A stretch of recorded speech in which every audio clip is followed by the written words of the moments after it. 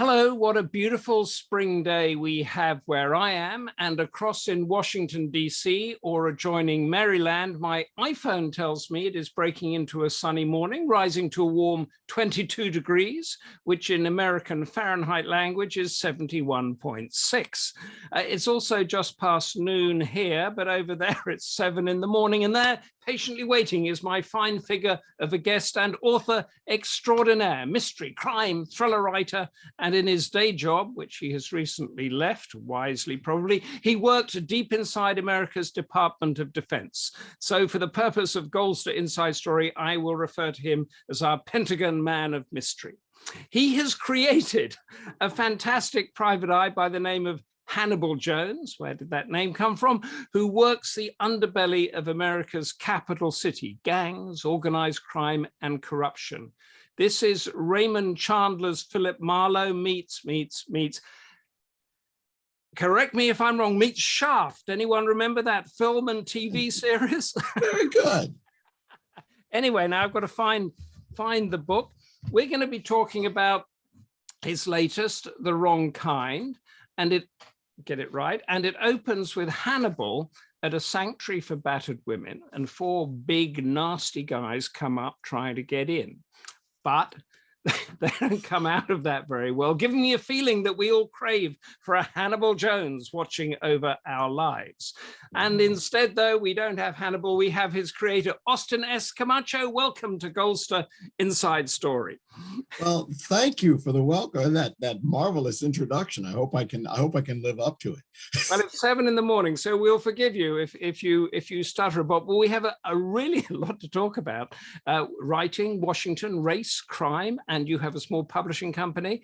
But before we do any of that, I want to wish Austin, from all of us, a very happy birthday this week. Thank you. And I'm not going to tell you how old this young man is, but you can guess. So put your guesses into the chat, and I will reveal at the end his age this week. Now, Austin, Hannibal Jones, a great name, but where did it come from? Well, and that's a good question that almost no one asks. As I created this character, and remember that his father is American military, he was a soldier in the Army, and the character, his father, wanted to name his son after a military figure. Alexander, too common. Right. And he was casting around for a person of color who was a great military figure, and came upon the original Hannibal. That guy with the elephants in his army, went over the Alps. Yeah. Small army, almost face to face off with the Roman legions. Yeah. Okay, so in the character's mind, okay, I have a good military leader to name my son after, who was also Black. And in my mind, I said, well, okay, where are the analogies here? We have the small army against the big army. That's kind of the way my character is. We have creativity with using the elephants, and it all seemed to work. So there it was, Hannibal Jones. And is he got a bit of Welsh in him? Because Jones is a very common Welsh name, isn't it? Well, I was looking for a very common name. And here in the US, Jones is about the most common last name there is. So he's the everyman, but the first name makes him kind of special and kind of a handout. Yeah, that is brilliant. Now, we already have some birthday guesses. We're not going to reveal it. Jim Dawes says you have just turned 62. Geeta Gang says happy birthday, Austin. You have just turned 50. So there we go. I think you're younger than that. Now, sticking with Hannibal for a bit, because we are sticking with Hannibal for a bit. Hannibal Lecter, Silence of the Lambs, played by Anthony Hopkins. Now, he was a bad guy. Yes. Although we're sort of intrigued by him. Hannibal Jones is a good guy. So when you're picking names for characters in fiction, are there bad guy names, good guy names, or? There probably are. And at the time, in the moment, I didn't give any thought to the fact that the entire universe knew Hannibal Lecter as the only Hannibal. You know, I knew, I was more familiar with that original guy than I was with Hannibal Lecter. So the first couple of book signings I went to, when people said, "Oh, Hannibal," oh, what? But you know, you sometimes you make mistakes and you're stuck with them. This was an opportunity for me to educate people, one at a time if necessary, about where that name came from. It's not an evil name just because one character got it. Yeah, So. and it's a name that we remember, and obviously it resonated with me because I'm asking you about it. And if he was called John Doe, we would have moved on straight away. But I mean, you set him up incredibly well in The Wrong Kind, which is your latest. It's such that I really want to know the guy more, and I like him because I want him to be sort of like here in my life all the time. So whatever I do, he's going to get rid of the bad guys. But tell us who he is a little bit more, and what are his flaws? I mean, every good character has to have flaws. Oh, that's very true. Now to understand that I had a number of different objectives when I created this character. Hannibal is actually mixed race. His mother is a German national and did most of the raising because his father, an African-American soldier, was killed in war when Hannibal was small. So he has that kind of a different perspective on life.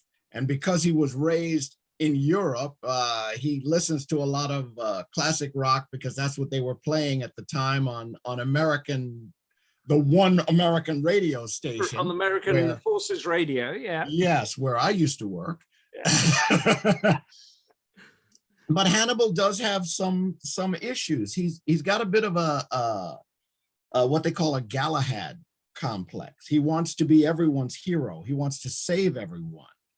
And as I came up with the character, because I'm a big lover of classic noir fiction, hard-boiled detectives, so I'm trying to move that character into, at that time, the 20th and now the 21st century. And there are some issues there, not the least of which being that there is, as my lovely wife would tell you, there is a fine line between chivalry and sexism. And much of the behavior that was accepted in a Philip Marlowe, protect the poor woman, you know, save the damsel in distress, that behavior isn't really that popular today. And I have fun playing with that because he wants to be that hero, that savior, the big, strong guy. Yeah. But not all women are down with that anymore. Okay, this is are we at that classic thing about whether you open a door for a woman or not? You know, this is the sort of mushrooming of that thinking, is it? Exactly. Anybody got any comments on that? We would love to hear them because, you know, this is, so you had to change your character so how did you make him not into a Philip Marlowe? Or was I right about the Shaft thing as well? Yes, that's a very good analogy. I was handed a better one, which I actually used in one of my books. Someone told me, and I said, "Can I steal that?" Yes. Hannibal is the offspring of Spencer and Hawk, if such a thing were possible. Okay. So if you read Robert B. Parker's work, you know exactly what I mean. Spencer is a thoughtful, you know, private eye kind of guy, very philosophical. And Hawk, his partner, is the guy who generally does the nose breaking and the rough stuff. And my character is kind of a combination of the two. Okay. He is a classic detective. I mean, follow the clues and figure out who done it is the way my books work. And all the clues are there. I don't cheat. But he is also the guy who will take it very physical if it comes to that. So he's, So where do you, I mean, just to stick on this chivalry point for a moment, yeah. is it a difficult line to cross that if you get it wrong and your book's always published 6 months or a year later and trends change? Well, I have some very strong-willed women who are my first readers, who tell me if I do something wrong and what direction to go in. But Hannibal has a steady girlfriend who is very much a woman of today. She's an attorney in Washington, D.C. So I'm allowed to have conversations in which he does go astray and gets corrected. By her. Cindy will tell him, no, you don't need to speak up for me. I can speak for myself, kind of thing. Yeah. So there is that. So he's got a sort of old-fashioned chivalrous mind that he's willing to listen. And Right. he doesn't, and the women around him are not sort of screaming damsels in distress. They can look after themselves, and he's all right with that. He doesn't. The series, after the first couple of books, the series is really about the rising and advancing of one man's spirit. He is learning.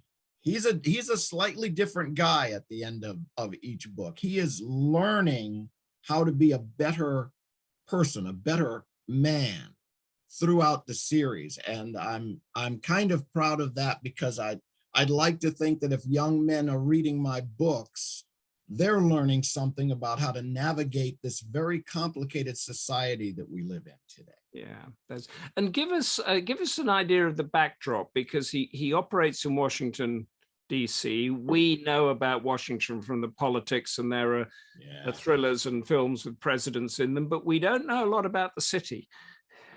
You know, Washington, D.C. is an actual city. I mean, there are real people living there. And there are some very wealthy people living there. There are some very, very poor people living there. Hannibal chooses to live in a less than classy part of town, the Southeast. But the politics don't really have much to do with the real people there. In fact, part of the reason that I set the books there is that there is a clear line between here and, say, Los Angeles or San Francisco back in the 1940s and 50s, when there are very wealthy people and very poor people, and they're living almost side by side, and there's that natural friction that just throws out stories. There are stories there left and right.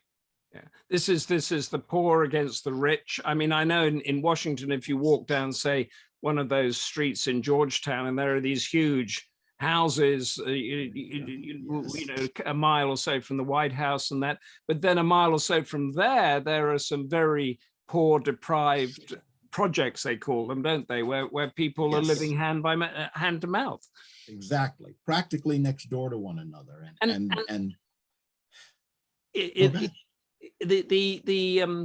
the challenges that Hannibal comes up against, that's not political, that's corruption and gangs, is it? Correct. There are gang issues. There are typical murders like in any city. Only the difference is trying to navigate the questioning, for example, deal with these gangs on some sort of a reasonable level without starting another gang war. And Hannibal kind of tries to walk that line in between. So, you know, if violence takes place, you never really know on the surface, well, was this a gang activity or just one individual who had a problem with that guy, or maybe it was just random violence? Finding the answers is something that maybe the police aren't always perfectly equipped to do, which is why you have the outsider come in. I think something fell on the floor there. Are you still hearing me? Uh-oh, I see and hear you fine. Ah, brilliant. I had a sort of wire collapse, but the I was wanting to ask there, this categorization of thrillers, mysteries, crimes. They're different here than they are where you are. But are you doing a mystery? You talked about dropping clues in, or are you doing a thriller? And what is the difference? When I'm writing Hannibal Jones, I am writing in my head, I'm writing a mystery. Although sometimes agents will present them as thrillers, if thrillers are what's selling today.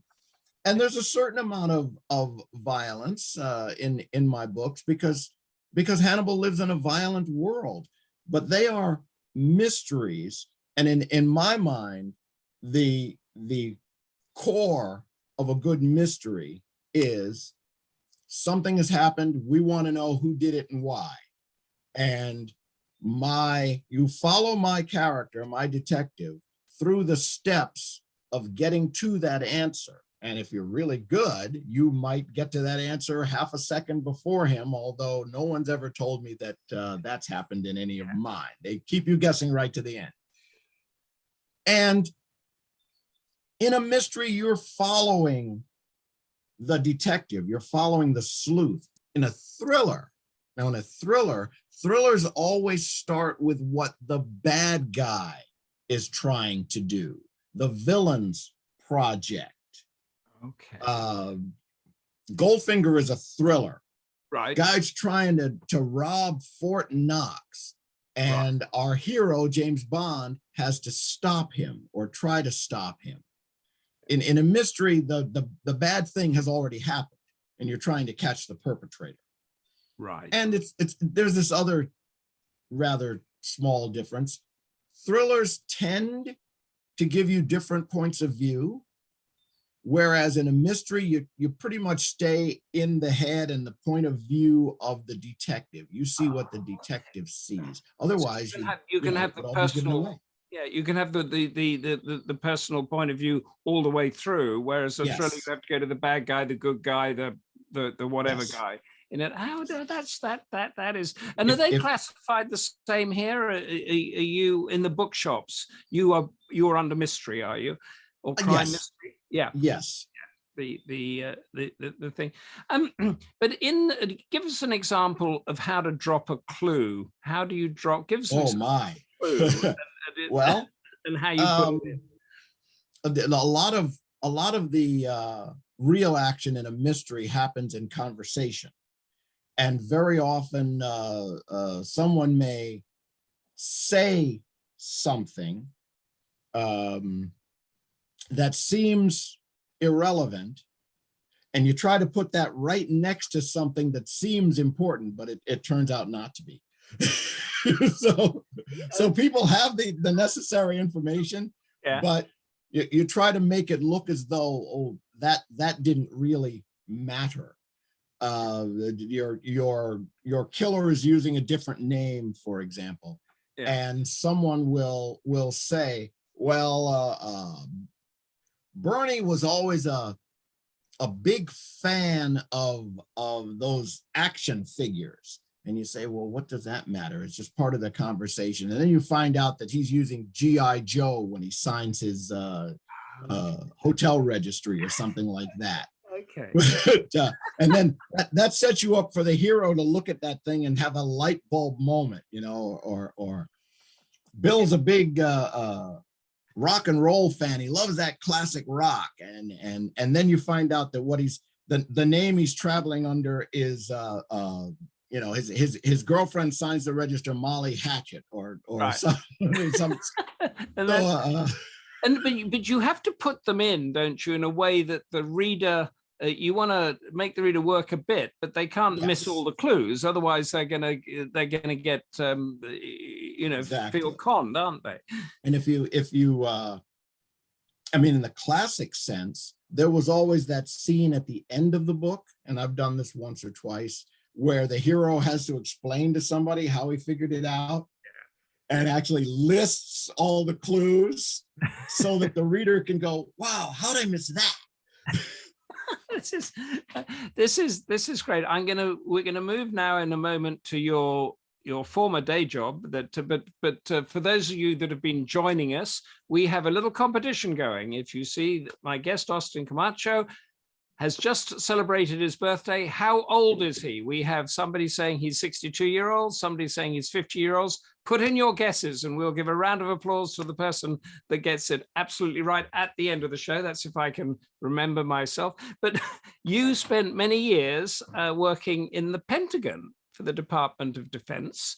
Yes. Tell us what the job was and what on earth did that have to do with writing mysteries?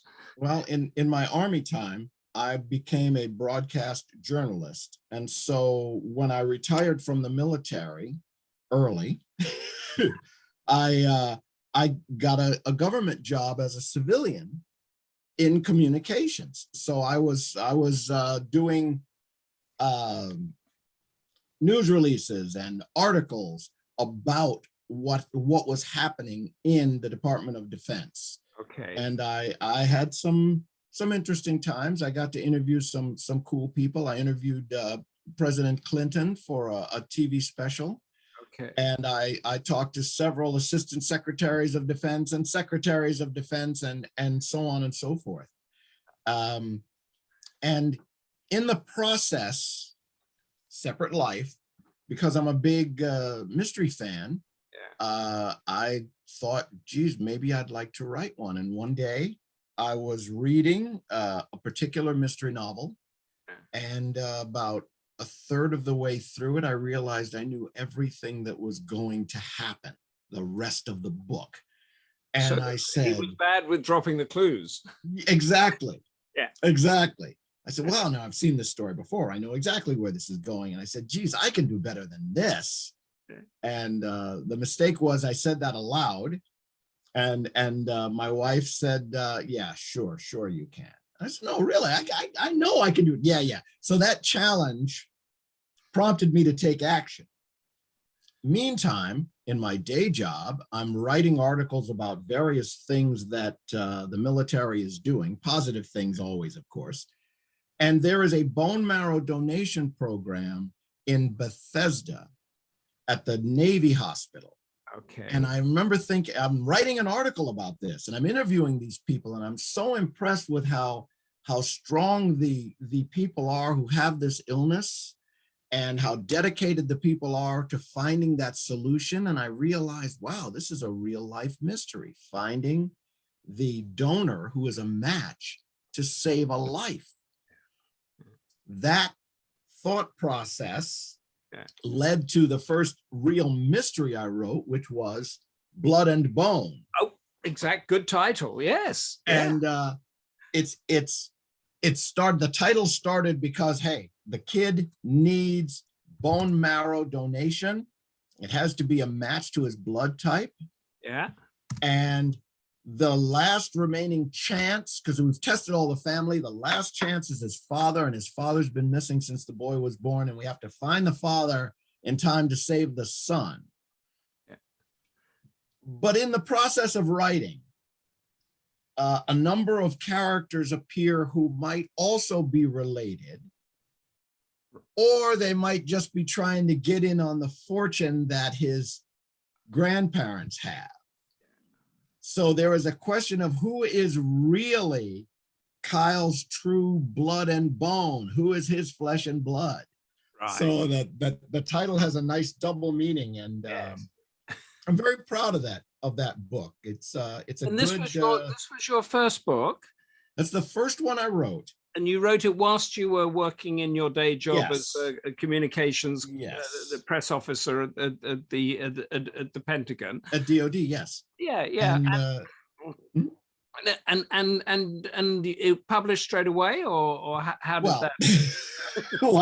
like most authors, I spent several years writing for my own amusement until I found a small publisher who would take me on. But then they picked up the first 3 books, and they sold pretty well. It was a different time when an author could easily go sit in a bookstore and for a couple of hours and sign 20 or 25 books, because there were bookstores everywhere. Yeah. And they were very pro local author. Yeah. So I did well. But yeah, I did all of that while I was working full time for DOD. Was that and is that Hannibal? Yes. That's Hannibal Yes. #1, is it? This is the first Hannibal Jones novel I wrote. Now, and this is book, number. Oh, that's number 1, 2, 3, 4, 5, 6, 7, 8. Number 8. 8. Oh my God, goodness, yeah.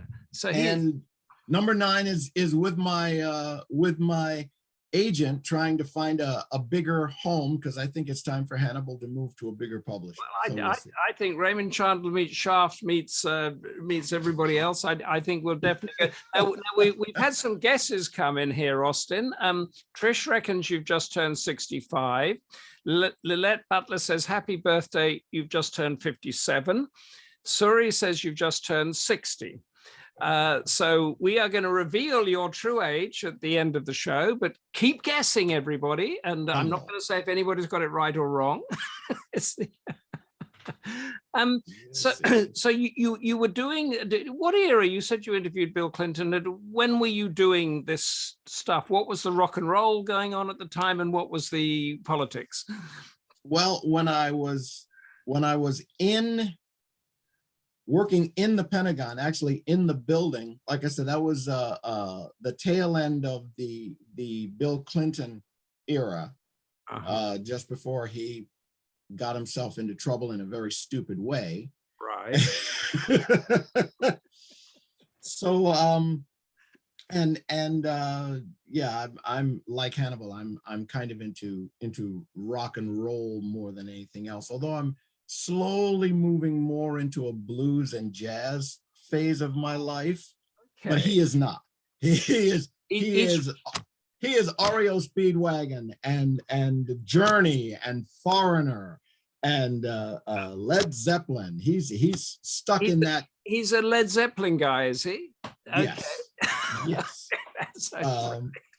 That's the stuff he's playing in the car. Yeah. Sometimes informs his mood and his attitude.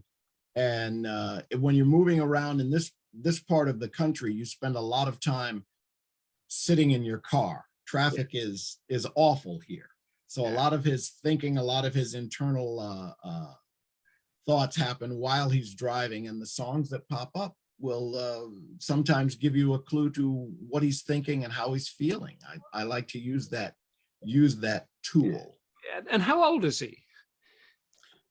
I'm not saying how old you are. You can't tell us that yet. How old is he? Well, you see, that's a challenge. And it's one of those things that every writer who writes a series has to deal with. I think Hannibal was probably in his early 40s when the book started. Yeah. But of course, time has moved on. And even though each book is set in the today, Hannibal really hasn't himself as a character moved on. Okay. You play this funny warping reality kind of game because, if I keep repeating the fact that his father died in the Vietnam War, yeah, which made him a good age when I started writing him, but now he's way too old to be doing. You have to have his grandfather dying in the Vietnam War. If I have to reference it again, I'll probably move his father's death up to, I don't know, the Iraq War or something like that. But he's in that early 40s space. Yeah. As are most of his friends. And it's funny. It's part of the original mythos was that he was Secret Service and he was in the protective corps for the president at the time, Bill Clinton, and he gets kicked out because the president, I don't name names in the book, but because the president did some things that Hannibal wasn't willing to lie about or cover up. Okay. And so he was asked to leave the Secret Service and decided to become a private eye instead. Okay. Right. When you say those things, are you referring to the things that the whole Monica Lewinsky? Oh, the Monica Lewinsky thing, which yes, which we won't go into. Yes. It's astonishing to me that one president can be thrown out of office for a moral fumble, I'll say. Yeah. A president later on can tell outrageous lies and apparently be guilty of several crimes and yet not be successfully impeached. We're an odd country. I think, well, I think to go through all that rigmarole to get elected to become president, you've got to have some drive in you that is not with most of us. I agree. But just, I mean, you explained very interestingly, since we've moved on to this, the difference between Washington, D.C. and a normal American state. And that was how they managed to take over the Capitol building just over a year ago. But just explain that again, because this is the world that Hannibal works in. So explain that. Yes, and it's interesting. A lot of what is common knowledge to me, because I live here in the Beltway, is probably not common knowledge to people around the country or certainly across the pond. But Washington, D.C., the District of Columbia, it's a district, it's not a state.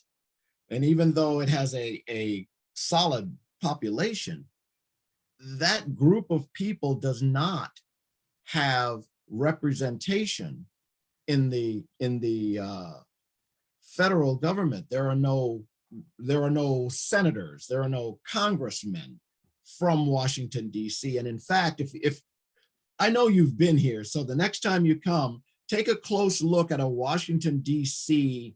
license plate on a car, because it says right on the license plate at the bottom, taxation without representation. Yeah.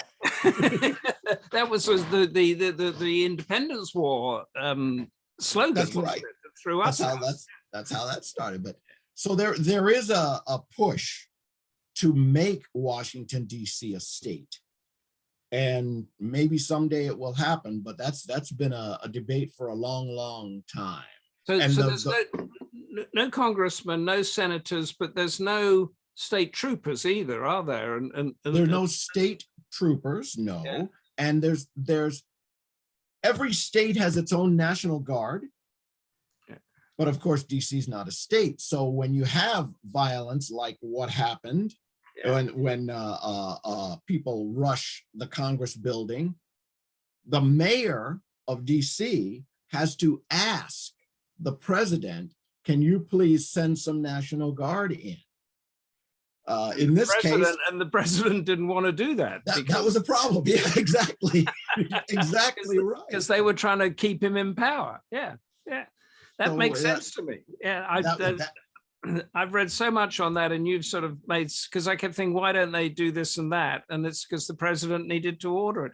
Exactly right. We're going to talk about your second series in a minute, but I want to go on to the group because you're part of the International Thrillers Conference. You're part of some of the African-American writers book you were in and all that sort of thing. Yeah. Tell us about the African-American element. Is it different to, are you writing for different audience? I mean, how does that all work? Well, we're all individuals, and I write for a general audience, even though my cast is racially diverse. In every book, people of all kinds wander in, because that's the world that I live in. I do belong to a writing organization for people of color, and very often my opinion doesn't match with the general mainstream there, because many of those people are writing for an African-American audience, but also because they are very much focused on getting these authors, this group of authors, to have more influence and power in the general run of things. And I don't want to be treated different. I don't want to be isolated. I want to be treated the same as everybody else. I don't want a break on the cost of going to Thriller Fest, for example, just because I'm Black. Yeah. That's uncomfortable to me, but it's one of the things that this group does push for, that you should have scholarships for people of color. Well, why? Let's just write. And there is a thought among a lot of people that, well, African-American authors are not seen the same. They have a harder time getting published because they have Black characters. And I'm known to comment that, gee, Patterson didn't have any trouble getting published with a Black character. James Patterson, the huge #1 bestseller. Yeah. Alex Cross is probably the best known Black character in the history of writing, which in a way is sad. But it's a truth. Yeah. And so I don't think that having an African-American character is an issue. And as far as being an African-American writer, when my manuscript lands on that editor's desk, they don't see me. I don't include a photo. They don't know what I look like. I hope they're judging my writing for my writing. They're not because of who I am or what I look like. That doesn't make any sense to me. Is there a difference in the style that you notice, say, Raymond Chandler to yourself, to a Latino, to a WASP, to me? I mean, can you say that is a such and such writer, or is it, as you say, it's all in a mix and it could be anything? Maybe a little bit of both. There are certainly differences in each little sector of society. For my detective, he's dealing with some problems and some challenges that a white detective will never see. When Philip Marlowe questioned some hoity-toity in Hollywood back in the day, there was never a question of, well, is he going to lie to me just because I'm Black? Or is he going to try to help me more just because I'm Black and I happen to be interviewing a Black guy? Yeah. Or the other side, is he going to lie to protect the killer just because he thinks the killer is Black? Yeah. There's a certain amount of cliquishness, can I say, to every group. Yeah. I think that would apply to just about every group. I think if you happen to be Hindu and the suspect is Hindu, I think there's a natural desire to want to try to protect that guy, even if you know he's guilty. So I play with those ideas and those thoughts in my books. I was thinking, because when I was reading Hannibal there, I thought this really isn't what we call an English countryside cozy mystery. And as you were talking there, I was thinking, could Hannibal, could you put him in one of those, or that just wouldn't work? Oh, I think that would be hilarious if I were ever to try to do that. I think that the hallmark of a cozy mystery is that all the violence takes place off screen. You never see somebody get stabbed or shot, even though, Agatha Christie kills some people in some pretty ugly ways, but you don't see it happen. Yeah. And there's a certain genteel approach, and the live human beings who live in the world that I live in don't tend to be genteel. Yeah, exactly. You're in that rough underbelly and kick-ass world, aren't you? You're not in the tea parties and the sort of the silver dagger that nobody sees, as you say. That exactly. Now for all of our wonderful audience, I'm going to give you one more chance until the end of the show to guess Austin's age, because he had a birthday this week, and we've had a number of guesses from 60 to 55 to 57 and other ones further up that I can't see. Jean Joyce says, love the sound of these books, another exciting author to discover. And Jean says that you are 65 years old. It will be revealed very shortly. Jean, if you order all of my books today, I will change my age. Make you younger. Um, we're going to go to the payback assignment and the second series in a moment, but first, Intrigue Publishing. You are not only all these other things, a Pentagon Man of Mystery, a big writer, you run a publishing company. I am a part owner of a small press called Intrigue Publishing here in Maryland. We have about a dozen authors published under us. I think we found some really, really good books, some writers who had been turned down by the big time publishers, who I think, of course, I may be a little biased here. Yeah. I feel that the larger publishers are always on the lookout for a blockbuster. If they don't think that book's going to sell 1 million copies, they have no interest. Small presses tend to publish stories because it's good writing, and there are some people who will want to see this, and that is what we try to do. And have you had any big successes, or do you invest and have massive flops? How does it work in small publishing? As I remember saying to you earlier, we're venture capitalists. We're always looking for that big hit. Yeah. But in the meantime, you have a lot.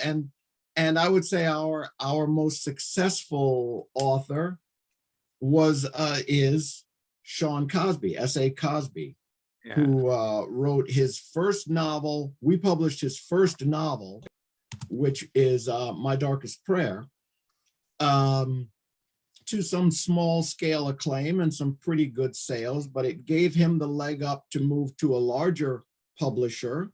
Mm-hmm. And his next two books, what are they? Blacktop Wasteland was the next book, which shot up the New York Times bestseller list and got him nominated for every award there is. And he is now the leading edge of crime fiction, it seems to me. Brilliant. And he's your creation in a way. We're very proud to have discovered him and yes, put him in the position to be seen. A lot of great writers never get seen. Yeah. And the follow-on publisher is a much stronger business entity, and ultimately we sold the rights to My Darkest Prayer to them, and they will reissue it, I think, at the end of this year. Okay, so do you get a seat on S.A. Cosby's private jet now, or how does that work? Oddly enough, he still lives in a very small town in South West Virginia. Uh-huh. He's still the guy he was. He still shakes my hand when I see him and says, "Thanks for giving me a start." And with any luck, I will have a blurb on my next novel from him. That'll be my. That'd be brilliant. The publisher gets the blurb from the exactly. author. But that must make you feel good, that you do stuff like that. It does. It's the small press, and I've talked to a lot of people who are in this business.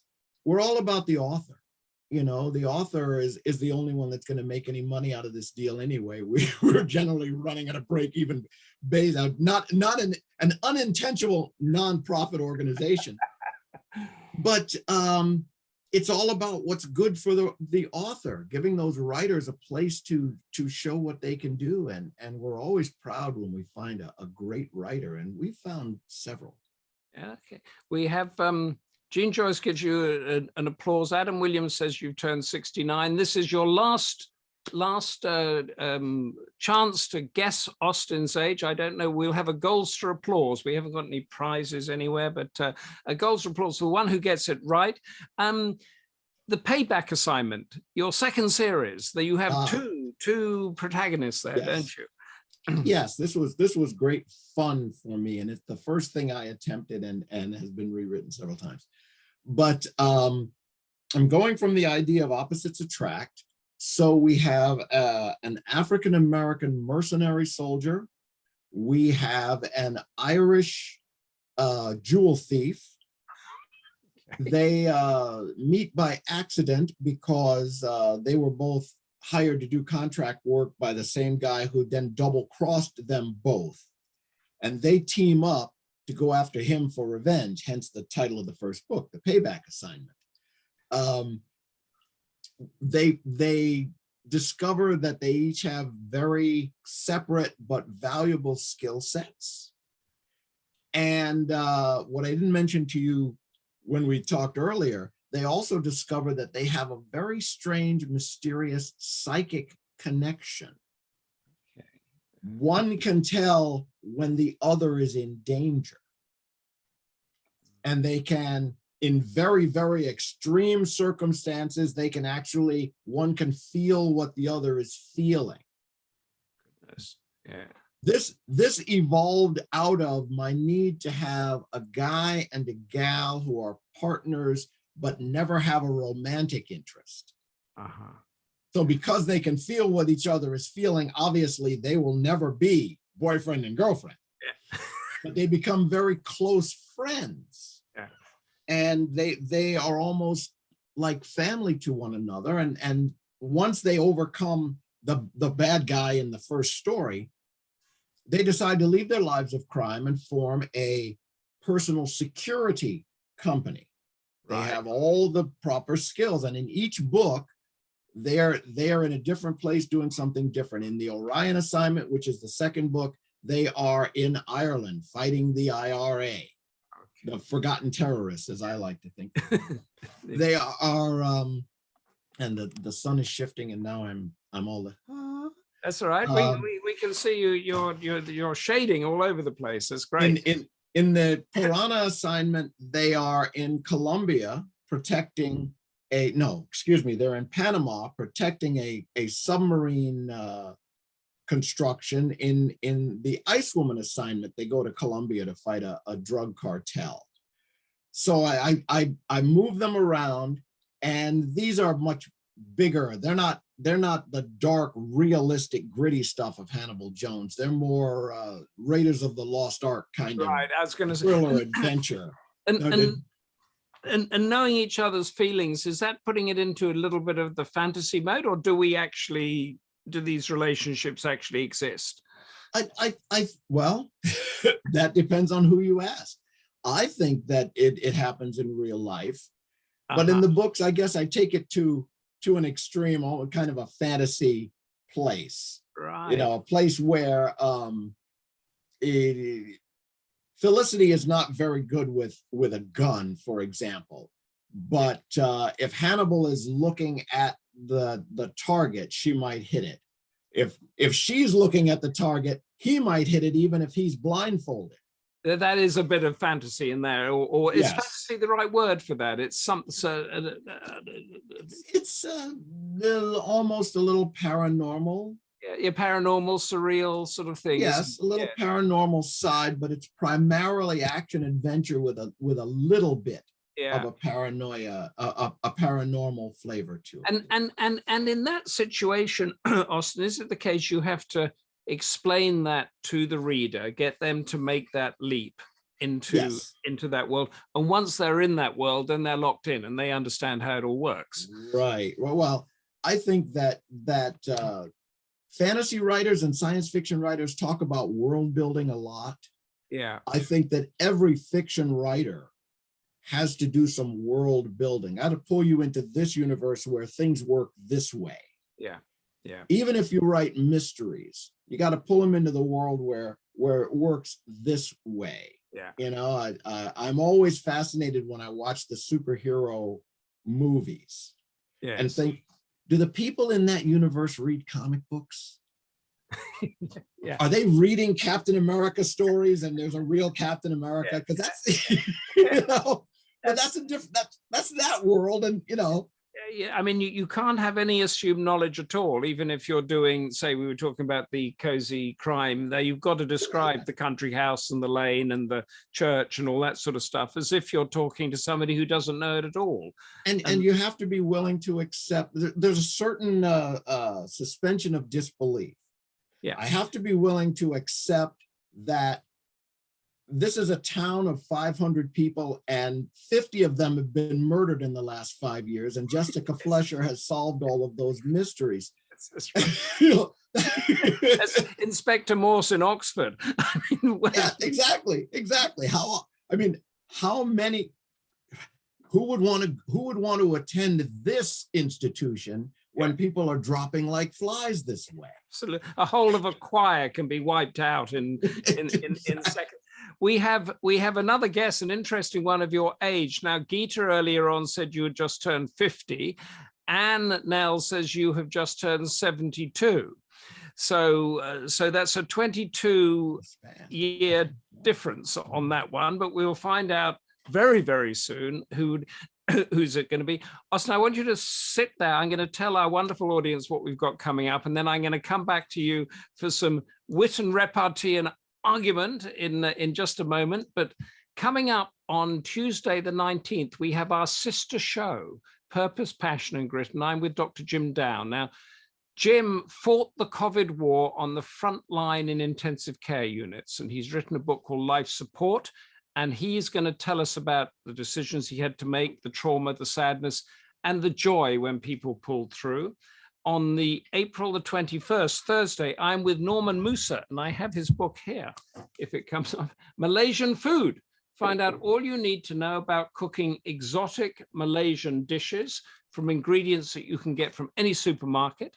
22nd, the next day, Lucinda is with Lisa Edwards, author of Cheat, Play, Live, One Woman's Journey to Fearlessness and Freedom. What is that about? Find out. Join Lucinda next Friday. And then April 28th, Lucinda is with Caroline Busher, the prize-winning young adult author based in Ireland, and her most recent novel is The Legend of Valentine's Sorrow. And on Friday, April 29th, I am with a Goldster Book of the Month, Voltaire's Candide. It's a thin book, so thin that I had a copy and it seems to have disappeared. Read it if you can and tell us what you think about everything, and that philosophy in there that being for the best, everything is being for the best in the best of possible worlds. Is that right or wrong? Austin, do you know Candide? You're talking about Voltaire's Candide, correct? Yeah, Voltaire's Candide. I read that book in college way too long ago. I remember nothing about it except that it was on a selected book list and it was short, so I chose it. That's why we've chosen it, so that we can get the people to read it.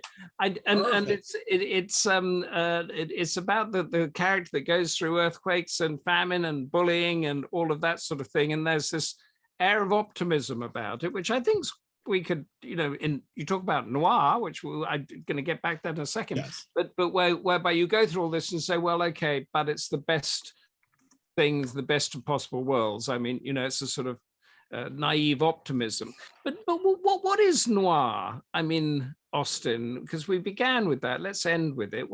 Describe it to me. Well, I don't quite write noir. I think what I write would be called hard-boiled. I think in a noir, in a true noir story, there are no actual good guys. Oh. Everyone is a bad person. You see everyone's flaws, and they're all just trying to get along and trying to move forward and survive a very difficult, challenging life. Yeah. I think that Hannibal Jones might be a character dropped into a noir story. But he's hard-boiled, is he? So how does it go if you're running from something noir, hard-boiled, through until you get, cozy crime in the choirs and the English churchyard? And what are the different genres that you have there? Oh gosh, there are so many ways you can see mysteries. Of course, you've got the cozy, the traditional mysteries, which, like I said, all of the violence happens off screen. Yeah, the Agatha Christie type of thing. Yes, exactly. Yeah. Noir books tend to be more violent, more gritty, more visceral. I enjoy that emotional jolt of being there with that character when somebody's hand gets slammed in a car door, something awful like that. We see Hannibal doing that, don't we? That sort of thing. Yes. Yeah. But you have the hard-boiled, which I do, which is more, I guess I would trace back to Raymond Chandler, as opposed to, I think, much of Dashiell Hammett's work is more on the noir side. Even his detective's not a nice person. Yeah. But then there are police procedurals. where you're simply following along. What is it that they actually do? How do they solve the crime? And those are fun also. Less as time goes on, because the more and more forensics means the less and less actual detective work. You're with the computer, aren't you, that's going through the DNA? I'm afraid so. It's not that interesting. You know, the Law and Order kind of a thing. And can you sort of cocktail them up? So you said you could drop Hannibal into a noir. I mean, can you mix them? Do people successfully do that? Some of the best fiction is what you might call a mashup, where you take elements of different genre and put them together. I hope I won't get too philosophical here for a second, but the James Bond novels are not really espionage novels. If you compare them to what George Smiley is doing, yes, you see a big difference. Yeah. James Bond, if you think about it, is a hard-boiled detective type character dropped into a spy novel. Yeah. He is much more Philip Marlowe than George Smiley. Yes. But he's living in the Smiley universe. Yeah. And he's that guy that, you know, there's all tradecraft and all that stuff, but the real solution to this is for me to punch this guy in the nose. Yeah, and blow up his base and his office and kill everybody. That's exactly. So a lot of good stuff comes from this mashup type thing. I would love to see a Jessica Fletcher type character written into a gritty, hard-boiled type novel. I think that would be a lot of fun. And where does that move into, say, romance? Because in romance, the relationship's everything, but in your work, the relationship's there, but it's not the driving force. Romance, absolutely outside my area of expertise. I know that there are some people who write very good romantic suspense, as they call it now. Where someone is in jeopardy and there's generally some sort of a mystery to be solved. Who is threatening me? Who is threatening this individual? And that can be done really well. But again, like my stuff, you need a tight point of view, because you can't know too much or you'll spoil it. So your next book, tell us the title and tell us, in that whole range that we just discussed, where it is or what you're dropping into what. Oh my, well, the written Hannibal Jones that hasn't gone anywhere yet is about, I'm trying to remember the title because I haven't talked about it. It's do you have one? We can make one up now. I mean, oh no, I definitely have one. I just can't think of it. Okay. But I can tell you what it's about, and the title will come to me. We have a professional basketball player who has, now he's gone from rags to riches, so to speak. And that was it, because it's basketball. Subtle Felonies is the title of the book. Subtle Felonies. He has gone from rags to riches, and he disappears. And the police assume that he's just, run off with some girl and doing whatever it is that guys do. But the wife hires Hannibal because she suspects that maybe he's in real trouble. It turns out, he was kidnapped. And I get to play with that rich versus poor thing in an even stronger vein, because people who are new money are very different from people whose family had money. They don't really know how to. Mindset, isn't it? Yes. Yeah, they overdo in some ways and underdo in some other ways. And I get to have fun with that.